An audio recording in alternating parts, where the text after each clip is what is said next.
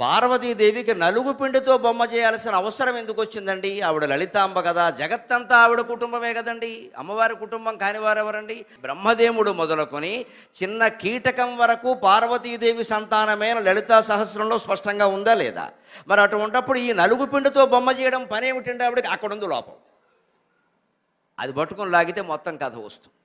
నాకు 2 ఏళ్ల క్రితం ఈ కథ పట్ల ఇదే అనుమానం వచ్చి ఇది కాదు, ఇది కాదు, ఇది కాదు, దీనికి ఏదో ఉంటుంది మూలం అంటే ఆశ్చర్యకరంగా దేవీ భాగవతంలో సమాధానం దొరికింది. వాస్తవమైన కథ అది కాదు. పార్వతీదేవి మానవ స్త్రీలాగా ఆలోచించింది. తాను గర్భం ధరించాలి, 9 నెలలు గర్భంలో పిల్లాన్ని మొయ్యాలి, పిల్లాన్ని కనాలి. ఇది దేవతా స్త్రీల లక్షణం కాదు. దేవతా స్త్రీలు ఎవరు గర్భం ధరించరు. లక్ష్మీదేవి గర్భం ధరించదు, సరస్వతీదేవి గర్భం ధరించదు, ఇంద్రుడు భార్య శశీదేవి గర్భం ధరించదు, రంభ గర్భం ధరించదు, ఊర్వశి గర్భం ధరించదు. గర్భం ధరించడం, పిల్లల్ని కనడం, పెంచడం ఇదంతా మానవ స్త్రీల లక్షణం. దేవతా స్త్రీలకి ఇది ఉండదు.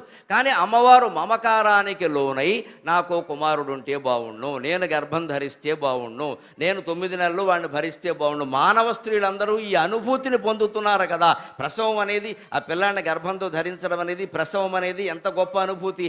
ఆ అనుభూతి మానవ స్త్రీలందరికీ ఉంది కదా, నాకెందుకు ఉండదు అని శివుణ్ణి అడిగింది. ఖచ్చితంగా దేవీ భాగవతంలో ఉందా కథ.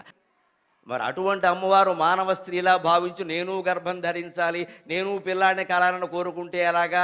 అందుకే శివుడు ఎత్తుకు పై ఎత్తు వేశాడు. కానీ భార్య కోరినప్పుడు అంగీకరించడం భర్త ధర్మం. అంచేతన పాపం శివుడు రాజీ పడ్డాడు. పోన్లే, ఆవిడేదో ముసరపడుతుంది, ఓ పిల్లాడిని కానీ పెంచి ఎల్కేజీ యూకేజీ ఎక్కిన స్కూల్లో చేర్పిస్తే అప్పుడే తెలుస్తుంది ఆవిడకి.